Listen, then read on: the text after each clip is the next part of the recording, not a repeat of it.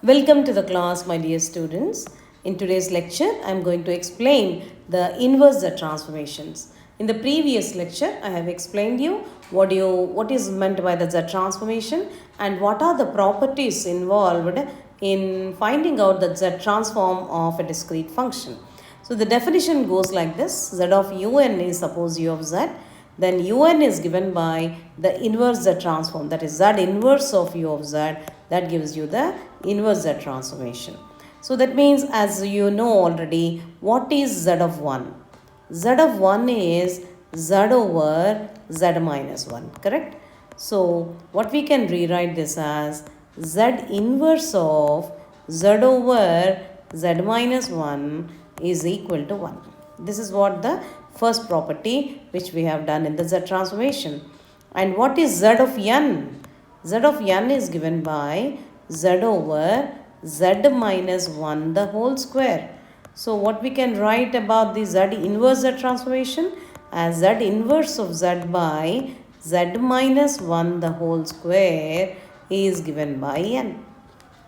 And then Z of n is n square is Z plus Z square by Z minus 1 the whole cube.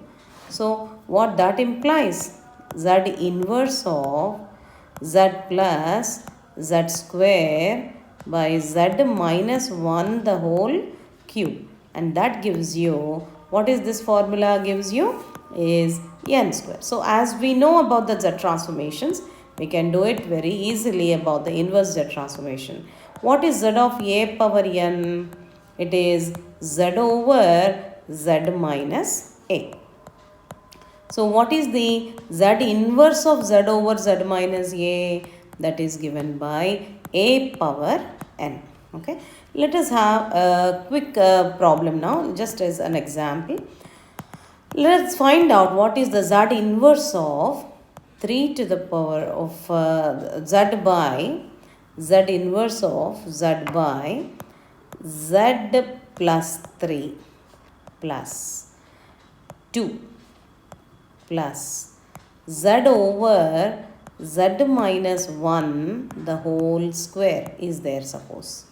Now what will you write this? We split this into the terms as Z inverse of Z over Z plus 3 plus, I will take 2 outside and write Z inverse of 1 plus Z inverse of Z over Z minus 1 the whole square.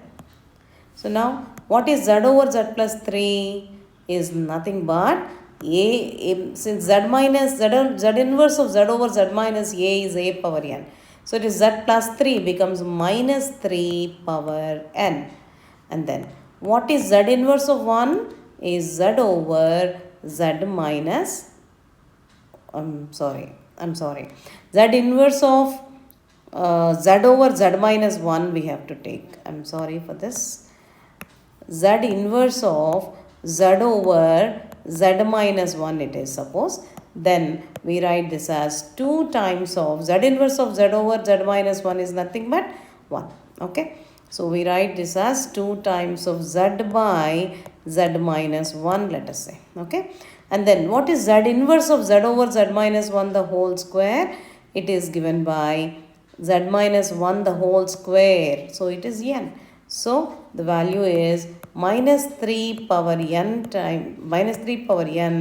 plus 2 plus n. This is the answer. I hope you could understand this. So by using this little understanding of inverse Z transformations, we apply the partial fractions to find out the inverse Z transform of different functions. Now let us go to solve the inverse Z transformations for finding